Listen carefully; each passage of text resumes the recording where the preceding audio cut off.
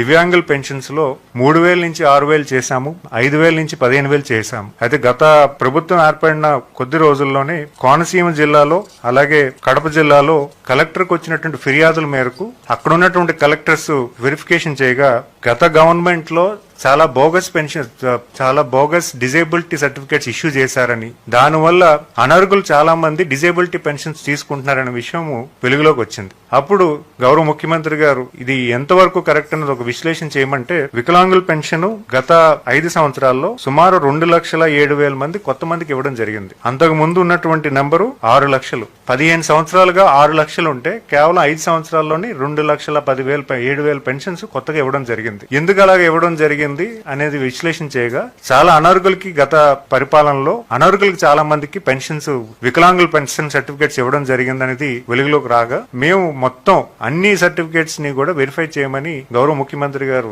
ఆదేశాలు ఇవ్వడం జరిగింది. చాలా పారదర్శకంగా, అంటే ఎవరైతే హెల్త్ పెన్షన్స్ ఉన్నాయో వాళ్ళ ఇంటికి డాక్టర్ వెళ్లి వెరిఫికేషన్ చేయడం జరిగింది. ఎందుకంటే 9 months ప్రాసెస్ ఇది, ఈ రోజు చేసింది కాదు. సుమారు 9 నెలలుగా దీని ప్రాసెస్ ఇనిషియేట్ చేశారు. ఎక్కడా కూడా అధికారులకి గాబరా పెట్టలేదు, లేకపోతే అధికారులకి ప్రెజర్ పెట్టలేదు. చాలా పారదర్శకంగా, చాలా ట్రాన్స్పరెంట్ గా చెప్పడం జరిగింది. ముందుగా ఈ వికలాంగులకి పలానా రోజు ఇక్కడ వెరిఫికేషన్ కి మీకు స్లాట్ ఓపెన్ చేశాము, ఆ స్లాట్ కి మీరు అటెండ్ అవ్వాలని వాళ్ళకి రిక్వెస్ట్ చేశాము. ఆ స్లాట్ నిమిత్తమే ఆ రోజు వికలాంగులు ఎవరైతే ఉన్నారో వాళ్ళు కూడా వెళ్లి వెరిఫికేషన్ చేసుకోవడం జరిగింది. ఈ వెరిఫికేషన్ ప్రాసెస్ అంతా కూడా సుమారు 7,95,000 మందికి రీవెరిఫికేషన్ లో 5,50,000 మందికి సుమారుగా రీవెరిఫికేషన్ ప్రాసెస్ కంప్లీట్ అయింది. ఈ 5,55,000లో ఉన్నటువంటి సర్టిఫికేట్స్ అన్ని కూడా ఈ రోజు అప్లోడ్ అయ్యి, అందులో ఇనెలిజిబుల్ ఎవరైనా ఉంటే వాళ్ళకి కొంత నోటీస్ ఇవ్వడం జరిగింది. అందులో కొన్ని టెంపరరీ సర్టిఫికేట్స్ లోకి కన్వర్ట్ అయ్యాయి. అంటే గతంలో మనకి ప్రాసెస్ లేకపోవడం వల్ల, అంటే సర్టిఫికేట్స్ అనేవి కొన్ని మాన్యువల్ సర్టిఫికేట్స్ కూడా ఉన్నాయి గతంలో.